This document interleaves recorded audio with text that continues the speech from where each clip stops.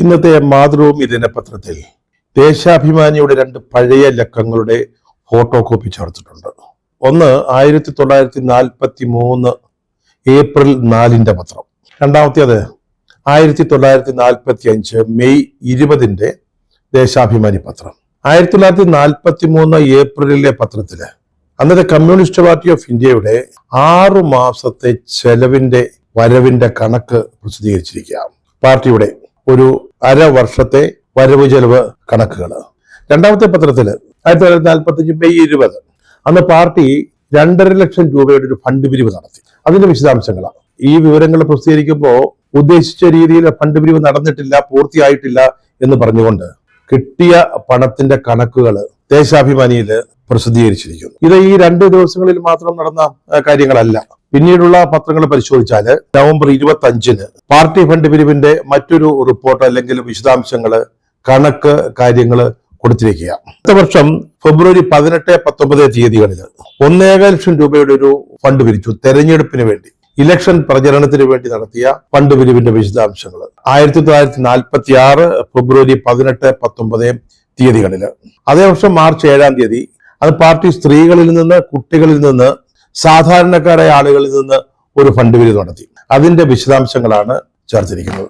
ഇത് പറയാൻ കാര്യം ഒരു താരതമ്യ പഠനത്തിന് വേണ്ടിയാണ്. മാതൃഭൂമി പ്രസിദ്ധീകരിച്ചതും അത് ഉദ്ദേശിച്ചു തന്നെയാണ്. അന്നൊക്കെ കമ്മ്യൂണിസ്റ്റ് പാർട്ടി ഫണ്ട് പിരിക്കുന്നത് അത് വളരെ സുതാര്യമായിട്ടായിരുന്നു. കാരണം എന്തുകൊണ്ടാണ് പത്രത്തിൽ പ്രസിദ്ധീകരിക്കുന്നത്? പണം ശേഖരിച്ചത് സാധാരണക്കാരിൽ നിന്നാണ്, പാർട്ടി അംഗങ്ങൾ മാത്രമല്ല, പൊതുസമൂഹത്തിൽ നിന്നാണ്. അപ്പോൾ അതിന്റെ കണക്ക് സാധാരണക്കാർ, പൊതുജനങ്ങൾ അറിയണം. അതിനുവേണ്ടിയാണ് ഇത് പ്രസിദ്ധീകരിച്ചിരിക്കുന്നത്. പാർട്ടിയുടെ വരവ് ചെലവ്, അതുപോലെ ഫണ്ട് പിരിവ്, അത് എത്ര പണം കിട്ടി, പിന്നീട് തെരഞ്ഞെടുപ്പ് ഫണ്ടിലേക്കുള്ള സാമ്പത്തിക സമാഹരണം, എത്രത്തോളം തുക ലഭിച്ചു, ഇതൊക്കെ പാർട്ടി ജനങ്ങളുടെ മുമ്പിൽ അവതരിപ്പിക്കുക. പാർട്ടിയിലെ അംഗങ്ങൾ മാത്രം അറിഞ്ഞാൽ മതിയെങ്കിൽ ഒരു സർക്കുലറായിട്ട് കീഴ്ഘടകങ്ങളിലേക്ക് അയച്ചാൽ മതി, അല്ലെങ്കിൽ ഒരു പാർട്ടി കത്ത് പ്രസിദ്ധീകരിച്ചാൽ മതി. അന്ന് പാർട്ടി അതല്ല ചെയ്തത്. ദേശാഭിമാനി പത്രത്തിൽ തന്നെ വളരെയേറെ സ്ഥലം ചെലവഴിച്ചുകൊണ്ട് പാർട്ടിക്ക് ലഭിച്ച ഫണ്ടിന്റെ വിശദാംശങ്ങൾ ജനങ്ങളെ അറിയിക്കുന്നു. ഇപ്പോഴെന്താ നടന്നുകൊണ്ടിരിക്കുന്നത്? കേരളത്തിലെ CPM-ല് പയ്യന്നൂരിലെ സംഭവ വികാസങ്ങളുടെ ആകെ തുക എന്താണ്? വി കുഞ്ഞികൃഷ്ണൻ എന്ന് പറയുന്ന ജില്ലാ കമ്മിറ്റി അംഗം, പഴയ ഏരിയ കമ്മിറ്റി സെക്രട്ടറി പുറത്തു കൊണ്ടുവന്ന വിശദാംശങ്ങൾ എന്തൊക്കെയാണ്?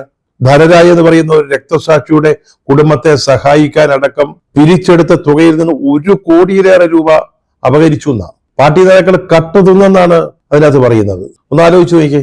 ജനങ്ങളിൽ നിന്ന് പിരിച്ചെടുത്തത്, അംഗങ്ങൾ മാത്രം തന്നതല്ല, സാധാരണക്കാരായ ആളുകളിൽ നിന്ന്, പൊതുസമൂഹത്തിൽ നിന്ന് പിരിച്ചെടുത്ത ധൻരാജ് രക്തസാക്ഷി ഫണ്ട് മാത്രം 1 കോടി രൂപ. ഇപ്പോൾ വാസ്തവത്തിൽ കേരളത്തിൽ എന്താണ് നടക്കുന്നത്? കേരളത്തിലെ CPM-ല് പയ്യന്നൂരിൽ നടന്ന സംഭവ വികാസങ്ങള് കുറെ ദിവസങ്ങളായിട്ട് മാധ്യമങ്ങള്, കേരള സമൂഹം ചർച്ച ചെയ്തുകൊണ്ടിരിക്കുക. വി കുഞ്ഞികൃഷ്ണൻ എന്ന് പറയുന്ന ജില്ലാ കമ്മിറ്റി അംഗം, മുൻ ഏരിയ കമ്മിറ്റി സെക്രട്ടറി, അദ്ദേഹം പുറത്തേക്ക് കൊണ്ടുവന്ന വിവരങ്ങള്, ഫണ്ട് തിന്നുമുടിച്ചതിന്റെ വിശദാംശങ്ങള്, ധൻരാജ് എന്ന് പറയുന്ന ഒരു രക്തസാക്ഷിക്ക് വേണ്ടി, അദ്ദേഹത്തിന്റെ കുടുംബത്തിന് വേണ്ടി പിരിച്ച ഫണ്ടടക്കം പാർട്ടി സമാഹരിച്ച തുക 1 കോടി രൂപ നേതാക്കള് തിന്നുമുടിച്ചിരിക്കുക, കട്ടെടുത്തിരിക്കുക. അതിനെക്കുറിച്ചാണ് പാർട്ടിയിലെ ഒരു പ്രധാനപ്പെട്ട അംഗം തന്നെ പറഞ്ഞിരിക്കുന്നത്. അതിന് വിശദീകരണമായിട്ട് പാർട്ടി എത്തി. ജില്ലാ സെക്രട്ടറി KK രാഗേഷ്, അദ്ദേഹം എന്താണ് പറഞ്ഞത്? ഞങ്ങൾ ഈ കണക്കിന്റെ വിശദാംശങ്ങളൊന്നും നാട്ടുകാരോട് പറയേണ്ട കാര്യമില്ലെന്ന്, മാധ്യമങ്ങളോട് പറയേണ്ട ആവശ്യം ഇല്ലെന്ന്. ഇത് പിരിച്ചത് പൊതു ആവശ്യങ്ങൾക്ക് വേണ്ടിയല്ല, പാർട്ടിയുമായി ബന്ധപ്പെട്ട ആവശ്യങ്ങൾക്കാണ്. അതുകൊണ്ട് നാട്ടുകാരെ ഇതിന്റെ വിശദാംശങ്ങൾ അറിയണ്ട എന്ന് പത്രലേഖകരോട് പറയുകയാണ്. പത്രലേഖകർ വഴി കേരളത്തിലെ ജനങ്ങളോട് പറയുക. ഈ 45-ലും 46-ലും പാർട്ടി എന്താണ് ചെയ്തത്? പൊതുജനങ്ങളിൽ നിന്ന് പിരിച്ച ഫണ്ടിന്റെ കണക്ക് അവരുടെ മുമ്പിലേക്ക് വയ്ക്കുകയാണ്. പാർട്ടി തെരഞ്ഞെടുപ്പ് ഫണ്ട് എന്ന് പറയുന്നത് പാർട്ടിക്ക് വേണ്ടി പിരിച്ചതാ. 2 ലക്ഷം രൂപയുടെ ഫണ്ട് പാർട്ടിക്ക് വേണ്ടി പിരിച്ചതാ. നമ്മൾ ആദ്യം പറഞ്ഞ 6 മാസത്തെ വരവ് കണക്കുകൾ പാർട്ടിയുടെ വരവിന്റെയും ചെലവിന്റെയും കണക്കാണ്. KK രാഗേഷ് പറയുന്ന ന്യായമാണെങ്കിൽ, അതാണ് പാർട്ടി രീതിയെങ്കിൽ, അങ്ങനെയാണ് പറഞ്ഞത്. ഇത് പാർട്ടി രീതി അതാണെന്നാ പറയുന്നത്. അങ്ങനെയാണെങ്കിൽ എന്തിനാണ് ദേശാഭിമാനി പത്രത്തില് ഈ കണക്കുകളുടെ വിശദാംശങ്ങൾ പ്രസിദ്ധീകരിച്ചത്? ഇതാണ് താരതമ്യം എന്ന് പറഞ്ഞത്. അന്ന് പണം പിരിക്കുന്നത് 1 രൂപയെങ്കിൽ 1 രൂപ, 2.5 ലക്ഷം രൂപയുടെ ഫണ്ടാണ്. ആലോചിച്ച് നോക്കണം. അന്ന് വെറും 2.5 ലക്ഷം രൂപ. ഇന്ന് അതിന്റെ മൂല്യം വളരെ വലുതാണ്. അത് വേറൊരു കാര്യം. അതിന്റെ വിശദാംശങ്ങൾ പോലും ജനങ്ങളോട് പറയുകയാ. പക്ഷെ ഇവിടെ നമ്മുടെ പാർട്ടി ജില്ലാ സെക്രട്ടറി പറയുന്നു, ഇതൊന്നും ജനങ്ങളോട് പറയേണ്ട കാര്യമില്ല, ഞങ്ങൾ പിരിക്കും, ചോദിച്ചാൽ തന്നോണം, പിരിച്ചെടുത്ത കാശ് ഞങ്ങൾ ഞങ്ങളുടെ സൗകര്യം പോലെ ചെലവാക്കും, ഞങ്ങൾ പുട്ടടിക്കും, ഞങ്ങളത് മോഷ്ടിക്കും, അപകരിക്കും. അതൊന്നും ചോദിക്കാൻ നിങ്ങൾ ആളല്ല, നിങ്ങളോട് പറയാനും ഞങ്ങൾക്ക് സൗകര്യമില്ല. അതാണ് ഇന്ന് CPM-ന്റെ അവസ്ഥ. 45-ൽ എന്താണ് ചെയ്തത്, ഇപ്പോഴെന്താണ് ചെയ്തുകൊണ്ടിരിക്കുന്നത്? CPM എന്ന് പറയുന്ന പാർട്ടി ഇന്ന് എവിടെ എത്തി നിൽക്കുന്നു എന്നുള്ളതിന് ഒന്നാം തരം ഉദാഹരണമായത്. ഇത് ഇപ്പോൾ തൊഴിലാളി പാർട്ടിയൊന്നും അല്ലെന്നേ, ഇത് ചെങ്ങാത്ത മുതലാളിത്തമാണ് അവരുടെ അടിത്തറ, പാർട്ടിയുടെ അടിത്തറ. ഇപ്പോഴ് വലിയ മുതലാളിമാരുമായിട്ടാണ് കൂട്ടുകെട്ട്. പാർട്ടിയെ നയിക്കുന്നവർ തന്നെ പാർട്ടി മുതലാളിമാരായിട്ട് മാറിയിരിക്കുക. അവർക്ക് താഴെയുള്ള അണികളോടോ പ്രവർത്തകരോടോ യാതൊരു ബാധ്യതയുമില്ല. ആർഭാടവും അഹങ്കാരവുമാണ് മുഖമുദ്ര. ധിക്കാരവും ധാർഷ്ട്യവും തണ്ടും അതാണ് ഈ പാർട്ടിയെ നയിക്കുന്നത്. അതുകൊണ്ടാണ് പാർട്ടി നേതാക്കൾ പറയുന്നത്, ഞങ്ങൾ പിരിക്കും, പിരിവ് ചോദിച്ചാൽ തന്നോണം, അതിന്റെ കണക്ക് ഞങ്ങൾക്ക് പറയാൻ സൗകര്യമില്ല എന്ന്. ഈ പാർട്ടി ഇന്ന് ഇവിടെ എത്തി നിൽക്കുന്നു. കുഞ്ഞികൃഷ്ണൻ പുറത്തേക്ക് വിട്ടത് 1 രൂപയുടെ 2 രൂപയുടെയോ ധനാപകരണമല്ല. ഏതാണ്ട് 1 കോടി രൂപ പാർട്ടിയിലെ ഒരു വിഭാഗം നേതാക്കള് അപഹരിച്ചെടുത്തു എന്നാണ് പറയുന്നത്. പയ്യന്നൂർ MLA ആണ് അദ്ദേഹം പ്രതിസ്ഥാനത്ത് നിർത്തുന്നത്, മധുസൂദനൻ. അദ്ദേഹത്തിന്റെ നേതൃത്വത്തിലാണ് ഈ വെട്ടിപ്പ് നടന്നത്, അല്ലെങ്കിൽ ഈ തട്ടിപ്പ് നടന്നത്, ഈ കട്ടുതീറ്റ നടന്നത് എന്നാണ് കുഞ്ഞികൃഷ്ണൻ പറയുന്നത്. പാർട്ടി അപ്പോൾ എന്താണ് ചെയ്തത്? ഈ കുഞ്ഞികൃഷ്ണൻ എന്ന് പറയുന്ന ആള് ഇതിന്റെ ഓഡിറ്റ് നിർവഹിച്ച ആളാ, കണക്ക് പരിശോധിച്ച ആളാ, പാർട്ടിയുടെ പ്രധാനപ്പെട്ട സ്ഥാനങ്ങളിൽ ഇരുന്ന ആളാണ്. അദ്ദേഹം പാർട്ടിയുടെ രീതി അനുസരിച്ച് പാർട്ടിക്കുള്ളിൽ പറഞ്ഞു. പിണറായി വിജയൻ, കോടിയേരി ബാലകൃഷ്ണൻ എന്നിവരടക്കമുള്ള നേതാക്കളോട് പറഞ്ഞു, ഒന്നും സംഭവിച്ചില്ല, നടന്നില്ല. കമ്മീഷനെ വെച്ച് പ്രതികളെ കുറ്റവിമുക്തരാക്കി. അപ്പോൾ അദ്ദേഹം ഈ പാർട്ടി നശിക്കരുതല്ലോ എന്ന് വിചാരിച്ച് ഇത് പൊതുസമൂഹത്തിന് മുമ്പിലേക്ക് വെച്ചത്. ഇപ്പൊ അദ്ദേഹത്തെ പുറത്താക്കിയിരിക്കുക, അദ്ദേഹത്തോട് അടുപ്പമുള്ള ആളുകളുടെ ബൈക്ക് കത്തിക്കുക, കുഞ്ഞികൃഷ്ണന്റെ വീട്ടിലേക്ക് പ്രതിഷേധ പ്രകടനം നടത്തുക. ആ പ്രകടനത്തിൽ പങ്കെടുക്കുന്നത് ആരൊക്കെയാ? ക്രിമിനൽ കേസിൽ അകത്ത് കിടക്കുന്ന, ശിക്ഷിക്കപ്പെട്ട് കിടക്കുന്ന പ്രതി, പരോളിൽ ഇറങ്ങിയ പ്രതി അടക്കമുള്ളവര് കുഞ്ഞികൃഷ്ണന്റെ വീട്ടിലേക്ക് പ്രതിഷേധ പ്രകടനം നടത്തുന്നു. ഈ പാർട്ടി ഇന്ന് എവിടെ നിൽക്കുന്നു എന്നുള്ളതിന് മറ്റെന്ത് ദൃഷ്ടാന്തമാണ് വേണ്ടത്? അരി എത്ര എന്ന് ചോദിച്ചാൽ പയർ അഞ്ഞാഴി എന്നാണ് KK രാഗേഷിന്റെ വിശദീകരണം. കണക്കൊക്കെ ഉണ്ട്, കണക്ക് പാർട്ടിയിൽ അവതരിപ്പിച്ചിട്ടുണ്ട്. അത് അവതരിപ്പിക്കാൻ അല്പം താമസിച്ചു എന്നുള്ളത് ശരിയാ, വേറൊരു കുഴപ്പവും പറ്റിയിട്ടില്ല. 1 പൈസ പോലും, 1 രൂപ പോലും പാർട്ടിക്ക് നഷ്ടം സംഭവിച്ചിട്ടില്ല. പക്ഷേ ഇതിന്റെ പിന്നിലെ തിരിമറികൾ വലിയ വ്യാപകമായ ഒന്നാണ്. വ്യാജ രസീത് കുറ്റികൾ വരെ അടിച്ചിട്ടാണ് ഈ പിരിവ് നടത്തിയിരിക്കുന്നത്. ഒരു ഫണ്ടിലേക്ക് പിരിച്ച തുക മറ്റൊരു ഫണ്ടിലേക്ക് വക മാറ്റിയിരിക്കുക. എങ്ങനെയൊക്കെയാണ് ഇത് ചെലവഴിച്ചെന്നുള്ളതിന് കണക്കില്ല. കുഞ്ഞികൃഷ്ണന്റെ കണക്കനുസരിച്ച് 1 കോടി രൂപയുടെ അപകരണമാണ് നടന്നിരിക്കുന്നത്. അതൊന്നും നാട്ടുകാരെ പറഞ്ഞ് ബോധിപ്പിക്കേണ്ട ബാധ്യതയൊന്നും പാർട്ടിക്കില്ലെന്നാണ്, അത്തരത്തിലൊരു പാർട്ടി രീതി ഇല്ലെന്നാണ് രാകേഷ് പറയുന്നത്. നമ്മൾ 45-ലെ ദേശാഭിമാനിയിൽ വന്ന വിശദമായ കണക്കിന്റെ കാര്യം പറഞ്ഞല്ലോ. ആ കാലമൊക്കെ ഞാൻ കഴിഞ്ഞുപോയി കേട്ടോ. KK രാഗേഷിന്റെ കാലമായത്.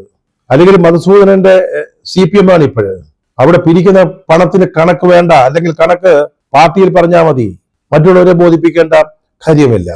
പക്ഷെ ഈ പിരിവ് നടത്തിയത് പൊതുസമൂഹത്തിൽ നിന്നാണെന്നുള്ളത് പാർട്ടി അങ്ങ് മറന്നു പോവുക. രക്തസാക്ഷിയുടെ കുടുംബത്തെ സഹായിക്കാൻ, അവർക്കൊരു വീട് വെച്ചു കൊടുക്കാൻ, പിന്നീട് പാർട്ടിക്ക് ആസ്ഥാനം ഉണ്ടാക്കാൻ, അങ്ങനെ പിരിച്ചെടുത്ത തുകയാണ്. ആ തുകയിൽ നിന്നാണ് 1 കോടി രൂപ നഷ്ടം സംഭവിച്ചിരിക്കുന്നത് കുഞ്ഞികൃഷ്ണന്റെ കണക്കനുസരിച്ച്. ഈ കണക്കിന്റെ വിശദാംശങ്ങളിലേക്ക് പോകുന്നത് നമ്മുടെ ഉദ്ദേശമല്ല. പക്ഷെ ഒരു ഉദാഹരണം പറയാം. ധൻരാജ് രക്തസാക്ഷി ഫണ്ടിലേക്ക് പിരിച്ചത് 1,57,110 രൂപയാണ്. 1 കോടിയിലേറെ വരുന്ന ഫണ്ട്. അതിലിപ്പോൾ ബാക്കിയുള്ളത് 27,762 രൂപ മാത്രമാണ്. കുഞ്ഞികൃഷ്ണൻ പറയുന്ന കണക്കനുസരിച്ച്, അദ്ദേഹം പരിശോധിച്ച് തിട്ടം വരുത്തിയ കണക്കനുസരിച്ച് ആ ഫണ്ടിൽ ബാക്കി ഉണ്ടാവേണ്ടത് 46.58 ലക്ഷം രൂപയാണ്. പക്ഷെ ഉള്ളതാവട്ടെ 27,762 രൂപ. ബാക്കി പണം എവിടെ പോയി? അതാണ് കുഞ്ഞികൃഷ്ണൻ ചോദിക്കുന്നത്. ഒരു ഫണ്ടിനെ കുറിച്ചാ, ഒറ്റ ഒരു ആവശ്യത്തിന് വേണ്ടി സമാഹരിച്ച തുകയെ കുറിച്ചാണ് കുഞ്ഞികൃഷ്ണൻ പറയുന്നത്. പെരുമ്പ കേസ് നടത്താൻ ഈ ധൻരാജ് ഫണ്ടിൽ നിന്ന് വക്കീലിന് കൊടുക്കാൻ വേണ്ടി 8.5 ലക്ഷം രൂപ വകമാറ്റിയെന്ന് പാർട്ടി ഇപ്പോ സമ്മതിക്കുന്നുണ്ട്. പെരുമ്പ കേസ് അത് നടത്താൻ വേണ്ടി വേറെ 1 കോടി രൂപ സമാഹരിച്ചിട്ടുള്ളതേ. ആലോചിച്ച് നോക്കിയേ. അതിന് വേറെ പണമുണ്ട്, ഫണ്ടുണ്ട്, അത് ബാങ്കിലുണ്ട്. അതവിടെ കിടക്കുമ്പോഴാണ് ധൻരാജ് ഫണ്ടിൽ നിന്ന് 8 ലക്ഷത്തിലേറെ രൂപ ചെലവഴിക്കുന്നത്. അതെന്തിനു വേണ്ടിയായിരുന്നു? അതിനെന്ത് ന്യായീകരണമാണുള്ളത്? നമ്മുടെ കുഞ്ഞികൃഷ്ണന്റെ ആരോപണങ്ങളോ അതിന് KK രാഗേഷും പാർട്ടിയും നൽകിയ വിശദീകരണമോ അല്ല നമ്മുടെ ഈ വീഡിയോയുടെ വിഷയം. ഞാൻ നേരത്തെ തന്നെ പറഞ്ഞതാ. പക്ഷെ ഇവിടെ നമ്മൾ ചർച്ച ചെയ്യുന്നത് 2 ഫണ്ടുകളെ കുറിച്ചാണ്. ഒന്ന് ധൻരാജ് ഫണ്ടിൽ 1 കോടി രൂപ, ഇപ്പുറത്ത് പെരുമ്പ കേസ് നടത്താൻ 1 കോടി രൂപ. ഈ പെരുമ്പ കേസ് എന്ന് ഒരു BJP പ്രവർത്തകരെ കൊലപ്പെടുത്തിയ കേസാ. അതിൽ പ്രതിസ്ഥാനത്ത് നിൽക്കുന്നത് CPM-കാരാ. അവർക്ക് വേണ്ടി കേസ് നടത്താനുള്ള ഫണ്ടാ. അതിനുവേണ്ടി വേറെ 1 കോടി രൂപ പിരിച്ചിട്ടുണ്ടെന്നേ. അപ്പൊ പിന്നെ എന്തിനാണ് ധൻരാജ് രക്തസാക്ഷി ഫണ്ടിൽ നിന്ന് ആ പണം എടുക്കുന്നത്? ഇതൊക്കെ പറയുമ്പോഴേ നമ്മൾ ചിന്തിക്കുകയും ആലോചിക്കുകയും ചെയ്യേണ്ട മറ്റു ചില കാര്യങ്ങളുണ്ട്. എത്ര കോടി രൂപയാണ് CPM ഇതുവരെ ഓരോ ആവശ്യങ്ങൾക്ക് വേണ്ടി കണ്ണൂരിലെ ജനങ്ങളിൽ നിന്ന് പിരിച്ചെടുക്കുന്നത് എന്നുള്ളതാണ്. പാർട്ടി ഈ പിരിവ് എന്ന് പറയുന്ന ഒരു വലിയ ബിസിനസ് ആക്കി മാറ്റിയിരിക്കുക. പാർട്ടിയുടെ പ്രധാന പ്രവൃത്തി തന്നെ പിരിക്കലാണെന്ന് തോന്നിപ്പോവുക. പിരിക്കലും പിന്നെ അത് കട്ടതിന്നലും. അതാണോ പാർട്ടി പ്രധാനമായിട്ടും ചെയ്യുന്നത്? എത്ര കോടി രൂപ നമുക്ക് ഇത് കണ്ണൂരാണ്, CPM-ന്റെ കോട്ടയാണ്. അവിടെ നിങ്ങളോട് 5 രൂപ പിരിവ് ചോദിച്ചാൽ നമ്മൾ 50 രൂപ കൊടുക്കും. കൊടുത്തില്ലെങ്കിൽ പിന്നെ കയ്യും കാലും ഒന്നും യഥാസ്ഥാനങ്ങളിൽ ഉണ്ടാവണമെന്നില്ല. ഭീഷണിപ്പെടുത്തി അല്ലെങ്കിൽ ഭയം ഉപയോഗിച്ചാണ് അവിടെ ഇത്തരത്തിലുള്ള കാര്യങ്ങൾ നടക്കുന്നത്. പറഞ്ഞല്ലോ, ധൻരാജ് രക്തസാക്ഷി ഫണ്ടിലേക്ക് മാത്രമാണ് 1 കോടി രൂപ. പെരുമ്പാ കേസ് നടത്തിക്കൊണ്ടു പോകുന്നതിനാണ് വേറെ 1 കോടി രൂപ. അങ്ങനെ എത്ര കാര്യങ്ങൾ. 2 വ്യത്യസ്ത സംഭവങ്ങൾക്ക് 2 കോടി രൂപയാണ്. അപ്പൊ മറ്റാവശ്യങ്ങൾക്കായിട്ട് ഈ പാർട്ടി അല്ലെങ്കിൽ ഈ പാർട്ടിയുടെ ജില്ലാ കമ്മിറ്റി ഒരു വർഷം എത്ര കോടി രൂപയായിരിക്കും ഇരിക്കുന്നത്? ആലോചിച്ചാൽ അന്തവും കുന്തവും കിട്ടത്തില്ല കേട്ടോ. ഇത് പ്രധാന ബിസിനസ്, ഇതൊരു വലിയ ബിസിനസ് ആക്കി പാർട്ടി മാറ്റിയിരിക്കുക. അതൊരു ഭാഗത്ത് നടക്കുമ്പോഴേ പാർട്ടി നടത്തുന്ന കള്ളക്കച്ചവടങ്ങളുടെ കണക്കും കുഞ്ഞികൃഷ്ണൻ പറയുന്നുണ്ട്. പയ്യന്നൂരിലെ ഒരു സഹകരണ സ്ഥാപനത്തിന് വേണ്ടി നഗരത്തിൽ വാങ്ങിച്ച 1 ഏക്കർ സ്ഥലം, അതൊക്കെ മാധ്യമങ്ങളിൽ വന്നതാ. അതൊന്ന് എടുത്തു പറയുന്നു എന്ന് മാത്രമേ ഉള്ളൂ. വെറും ചതുപ്പ് ഭൂമിയാ, 1 ഏക്കർ ഭൂമി. അത് ഡേറ്റാ ബാങ്കിൽ തണ്ണീർത്തടമായിട്ട് കാണിച്ചിരിക്കുന്ന ഭൂമിയാ.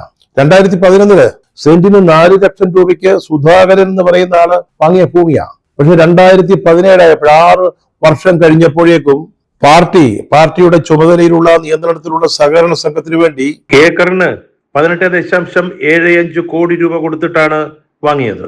അതാണ് കുഞ്ഞികൃഷ്ണൻ പറയുന്ന കണക്ക്. 8 വർഷമായി വാങ്ങിയിട്ട് അവിടെ ഒന്നും ചെയ്യാൻ സാധിച്ചിട്ടില്ല. കാരണം ചെയ്യാൻ പറ്റില്ല, ചതുപ്പ് നിലമാണ്. തണ്ണീർത്തടമായിട്ട് വേർതിരിച്ച് നിർത്തിയിരിക്കുന്ന സ്ഥലമാണ്. അതിനെക്കുറിച്ച് KK രാഗേഷിനോട് പത്രസമ്മേളനത്തിൽ ആരോ ചോദ്യങ്ങൾ ചോദിച്ചു. ഇത് ചതുപ്പ് ഭൂമി അല്ലേ എന്ന്. അദ്ദേഹം എന്താ പറഞ്ഞ്, അതിനെന്താ കുഴപ്പമെന്ന്, ചതുപ്പ് ഭൂമി വാങ്ങിയത് എന്താ പ്രശ്നമെന്ന്. അത് നഗരത്തിലെ വളരെ തന്ത്രപ്രധാനമായ സ്ഥലത്താണത്രേ.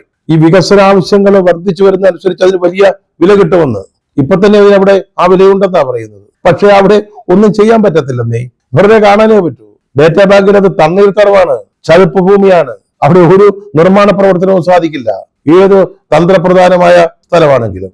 അവിടെയാണ് സെന്റിന് 4 ലക്ഷം രൂപ വിലയുണ്ടായിരുന്ന ഭൂമി 1 ഏക്കറിന് 18.75 കോടി രൂപയ്ക്ക് വാങ്ങിയത്. അത് പിരിവാണ്, കട്ടുതീറ്റിയാണ്, ഇവിടെ കള്ളക്കച്ചവടമാണ്. അതാണ് കുഞ്ഞികൃഷ്ണൻ ചൂണ്ടിക്കാണിക്കുന്നത്. ഇത് കണ്ണൂരിലെ കഥയാണെങ്കിൽ തിരുവനന്തപുരത്ത് ഇതുപോലൊരു കഥയുടെ വിശദാംശങ്ങൾ ഉയർന്നു വരിക. അതിന്റെ ഒരു അറ്റം കണ്ടു തുടങ്ങിയിട്ടേ ഉള്ളൂ. വിഷ്ണു എന്ന് പറയുന്ന ഒരു രക്തസാക്ഷി, അദ്ദേഹത്തിന് വേണ്ടി പിരിച്ച തുക 10 ലക്ഷത്തോളം പിരിച്ചു, 5 ലക്ഷം കാണാനില്ലെന്നാണ് പറയുന്നത്. പാർട്ടിയിൽ നിന്ന് ഇക്കാര്യത്തിൽ നീതി കിട്ടിയില്ല, അതുകൊണ്ട് ഇനി പാർട്ടിയുമായിട്ട് യാതൊരു ബന്ധവുമില്ലെന്ന് വിഷ്ണുവിന്റെ സഹോദരൻ പറഞ്ഞിരിക്കുക. അത് മാത്രമല്ല, ഈ ഫണ്ട് തിരിമറിയുമായി ബന്ധപ്പെട്ട ഏതോ ഒരാളിനെ ജില്ലയിലെ പ്രധാന പദവിയിലേക്ക് നിയോഗിച്ചു എന്നും അദ്ദേഹം പറയുന്നുണ്ട്. അപ്പൊ ഇത് കണ്ണൂരിൽ മാത്രം ഒതുങ്ങി നിൽക്കുന്ന ഒരു പ്രതിഭാസമല്ലേ? എല്ലാ ജില്ലകളിലും ഈ അധികാരത്തിന്റെ തണലില് ഇത്തരത്തിലുള്ള പിരിവും കട്ടുതീറ്റയും കള്ളക്കച്ചവടങ്ങളും നടന്നു എന്നാണോ നമ്മൾ വിശ്വസിക്കേണ്ടത്? ഈ പാർട്ടി ഇന്ന് എവിടെ നിൽക്കുന്നതെന്നേ ഒന്ന് ആലോചിക്കണ്ടേ? പാർട്ടി അണികളൊന്ന് ചിന്തിക്കണ്ടേ? പിരിവ് കൊടുക്കാനും പോസ്റ്റ് ഒട്ടിക്കാനും ചുവരെഴുതാനും സമരത്തിൽ പങ്കെടുക്കാനും പോലീസിന് തല്ലുകൊള്ളാനും മാത്രം വിധിക്കപ്പെട്ട അണികള് ഇന്ന് പാർട്ടിക്ക് ലഭിക്കേണ്ട പാർലമെന്ററി പദവികളിൽ പലതും ഓരോരോ കാരണം പറഞ്ഞ് പുറത്തുനിന്നുള്ളവർ കൊണ്ടുപോവുക. വെറുതെ കയ്യിലും പിടിച്ചു കിടന്നവര് MLA ആവുന്നു, മന്ത്രിയാവുന്നു. അപ്പൊ ഈ അണികളൊന്നും ആലോചിക്കണ്ടേ, ചിന്തിക്കണ്ടേ? പാർട്ടിയുടെ നേതൃത്വം ഇതാണോ ചെയ്തുകൊണ്ടിരിക്കുന്നത് എന്നൊന്ന് ചിന്തിക്കണ്ടേ? എന്തുകൊണ്ടാണ് അത് ഉണ്ടാവാത്തത്? പക്ഷെ പയ്യന്നൂരിൽ നിന്ന് കേൾക്കുന്നത് വ്യത്യസ്തമായ ചില കാര്യങ്ങളാ. കണ്ണൂരിലെ 12 ലോക്കൽ കമ്മിറ്റികള് കുഞ്ഞികൃഷ്ണനെ പുറത്താക്കിയതുമായി ബന്ധപ്പെട്ട കാര്യങ്ങൾ ചർച്ച ചെയ്തു. പകുതി ലോക്കൽ കമ്മിറ്റികളിൽ ശക്തമായ എതിർപ്പുണ്ടായി. അദ്ദേഹത്തോട് ചെയ്ത് ശരിയായില്ല. അദ്ദേഹം പറഞ്ഞ കാര്യങ്ങളുടെ നിജസ്ഥിതി അന്വേഷിക്കേണ്ടതായിരുന്നു എന്ന് അഭിപ്രായം ഉയർന്നു. കുഞ്ഞികൃഷ്ണന്റെ ഒരു സുഹൃത്തിന്റെ ബൈക്ക് കത്തിച്ചു കളഞ്ഞു ഇന്നലെ പ്രകടനം നടത്തിയവര്. പിന്നീട് പാർട്ടിയുടെ നേതാക്കള് ആ ബൈക്ക് ഉടമസ്ഥന്റെ വീട്ടിലെത്തി അന്വയ ചർച്ചകൾ നടത്തി എന്നാണ് പറയുന്നത്. ഇത് പഴയ CPM ഒന്നും അല്ല. പണ്ട് നേതാക്കൾ പറഞ്ഞാൽ അതനുസരിച്ച് കാര്യങ്ങൾ നടക്കുമായിരുന്നു, കേൾക്കുമായിരുന്നു, അണികൾ അനുസരിക്കുമായിരുന്നു. ഇന്ന് ചിന്തിക്കുന്നവരെ ഈ പാർട്ടിയിലുണ്ട്, ചെറുപ്പക്കാര് ധാരാളം പേര്. അതെന്തുകൊണ്ടാണ് ഈ പാർട്ടി മനസ്സിലാക്കാത്തത്? സത്യം പറഞ്ഞാൽ തെറ്റു സംഭവിച്ചിട്ടുണ്ടെങ്കിൽ തിരുത്തുന്ന പാർട്ടിയാണിത്. അതായിരുന്നു ആ പാർട്ടിയുടെ ഒരു പ്രത്യേകത. ഞങ്ങൾ പറയുന്നതെല്ലാം ശരിയാണെന്നുള്ളൊരു പിടിവാശി ആ പാർട്ടിക്ക് ഉണ്ടായിരുന്നില്ല. ഇപ്പോഴങ്ങനല്ല. ഇപ്പോഴാ പാർട്ടിക്കുള്ള ഒരു ജനാധിപത്യവും ഇല്ല. പിണറായി വിജയൻ പറയുന്നതിനും ചിന്തിക്കുന്നതിനും അപ്പുറത്ത് ഒന്നും അവർ നടക്കില്ല. സജി ചെറിയാനെ പിണറായി വിജയൻ സംരക്ഷിച്ചാൽ അദ്ദേഹം സംരക്ഷിക്കപ്പെട്ടിരിക്കും. അദ്ദേഹത്തോട് തിരുത്താൻ പാർട്ടി ആവശ്യപ്പെടില്ല. പിന്നെ പാർട്ടി തന്നെ അങ്ങ് തിരുത്തും. പേരിനൊരു ഖേദപ്രകടനം. അതെല്ലാ രംഗങ്ങളിലും ഇപ്പോൾ അത്തരത്തിലുള്ള ഒരു ഏകാധിപത്യ പ്രവണത പാർട്ടിയിൽ നടന്നുകൊണ്ടിരിക്കുകയാണ്. അതിന്റെ ഭാഗമാണിത്. പണ്ടൊക്കെ ഫണ്ട് പിരിക്കുന്നത് തെറ്റുപറ്റിയാൽ അതിന് ഉത്തരവാദികൾ ആ പാർട്ടിയിൽ ഉണ്ടാവില്ല. ഇപ്പോഴേ അവരെ അരിയിട്ട് വാഴിക്കാണ് പാർട്ടി ചെയ്യുന്നത്. എത്രത്തോളം ആ പാർട്ടി സംഘടന രാഷ്ട്രീയ പ്രസ്ഥാനം മാറിയിരിക്കുന്നു എന്ന് നമ്മൾ അറിയേണ്ടതുണ്ട്. എന്തിന് വി എസ് അച്യുതാനന്ദന് മരണാനന്തര ബഹുമതിയായി പത്മവിഭൂഷൺ നൽകുമ്പോൾ സ്വീകരിക്കേണ്ടോ എന്ന കാര്യത്തിൽ പോലും ഒരു അഭിപ്രായ ഐക്യമില്ല. പാർട്ടി സംസ്ഥാന സെക്രട്ടറി പറഞ്ഞത് കുടുംബം തീരുമാനിച്ചോട്ടെ, സ്വീകരിച്ചോട്ടെ എന്നാണ്. MA ബേബി അഖിലേന്ത്യാ ജനറൽ സെക്രട്ടറി പറയുന്നത് VS ജീവിച്ചിരുന്നെങ്കിൽ അത് സ്വീകരിക്കുമായിരുന്നില്ല എന്നാണ്. ഇതുപോലുള്ള വളരെ പ്രധാനപ്പെട്ട കാര്യങ്ങളിൽ നേരത്തെ EMS അടക്കമുള്ള CPM നേതാക്കൾ ഇതുപോലുള്ള പുരസ്കാരങ്ങൾ, പത്മ പുരസ്കാരങ്ങൾ വേണ്ടെന്ന് പറഞ്ഞതാണ്. ഇവിടെ ഒരു തീരുമാനമെടുക്കാൻ സാധിക്കുന്നില്ല. VSന്റെ കുടുംബത്തോട് സ്വീകരിക്കണ്ട എന്ന് പറഞ്ഞാൽ VSനോട് താല്പര്യമുള്ള ആളുകൾ എതിരാകുമോ എന്ന പേടിയാണ്. ഒരു സമൂഹത്തിനെതിരായിട്ട് വർഗീയ പ്രസ്താവന നടത്തിയാൽ അതിനെ വിമർശിക്കാൻ പാർട്ടിക്ക് ധൈര്യമില്ല. കാരണം വെള്ളാപ്പള്ളി നടേശന്റെ സമുദായം പാർട്ടിക്ക് എതിരാകുമോ എന്നുള്ള പേടിയാണ്. 1 കോടി രൂപ രക്തസാക്ഷി ഫണ്ടിൽ നിന്നടക്കം വെട്ടിച്ചു, തട്ടിച്ചു, കട്ടുതിന്നു എന്ന് പറഞ്ഞാലും തെളിവുകളുമായിട്ട് പാർട്ടിയിലെ നേതാക്കൾ തന്നെ പുറത്തേക്ക് വന്നാലും അത് ബഹുജന സമക്ഷം അവർ അവതരിപ്പിക്കുമ്പോഴും പ്രതികളെ സംരക്ഷിക്കുകയാണ് പാർട്ടി ഇപ്പോൾ ചെയ്യുന്നത്. തെരഞ്ഞെടുപ്പ് അടുത്തു വരിക, 2-3 മാസം, എന്നിട്ട് പോലും തിരുത്തലിനുള്ളൊരു മനോഭാവം ഈ പാർട്ടി കാണിക്കുന്നില്ല. പാർട്ടിയുടെ സൽപ്പേരിനെ അങ്ങേയറ്റം ബാധിക്കുന്ന ഒരു പ്രശ്നമാണ് പയ്യന്നൂരിൽ സംഭവിച്ചിരിക്കുന്നത്. പറഞ്ഞല്ലോ, അത് പ്രതിപക്ഷമോ അല്ലെങ്കിൽ ഏതെങ്കിലും മാധ്യമങ്ങളോ പുറത്തു കൊണ്ടുവന്ന കഥയല്ല. പാർട്ടിയുടെ ഉത്തരവാദിത്തപ്പെട്ട ആളുകള്, ജില്ലാ കമ്മിറ്റി അംഗം, മുൻ ഏരിയ കമ്മിറ്റി സെക്രട്ടറി പുറത്തേക്ക് കൊണ്ടുവന്നതാ. എന്നിട്ട് പോലും അതിന്മേൽ ന്യായയുക്തമായ ഒരു തീരുമാനമെടുക്കുന്നതിന് പാർട്ടിക്ക് സാധിക്കുന്നില്ല. അതിന് ഉത്തരവാദിത്തപ്പെട്ട ആളുകൾ സംരക്ഷിക്കപ്പെടുകയാണ്. ഇന്ന് ഇന്ത്യയിൽ ഈ പാർട്ടി തലയുയർത്തി നിൽക്കുന്നത് കേരളത്തിൽ മാത്രമാണ് എന്ന കാര്യം സംസ്ഥാന നേതൃത്വവും ദേശീയ നേതൃത്വവും മറക്കരുത്. തെറ്റുകൾ സംഭവിച്ചിട്ടുണ്ടെങ്കിൽ അത് ഏറ്റുപറഞ്ഞ് തിരുത്തിക്കൊണ്ട് മുന്നോട്ട് പോകാൻ പറ്റുന്നില്ലെങ്കിൽ, കാലത്തിന്റെ മാറുന്ന ചുവരെഴുത്തുകൾ മനസ്സിലാക്കാൻ സാധിക്കുന്നില്ലെങ്കിൽ ആ പാർട്ടിയെ കാത്തിരിക്കുന്നത് വലിയ ദുരന്തമായിരിക്കുമെന്ന കാര്യത്തിൽ സംശയം വേണ്ട.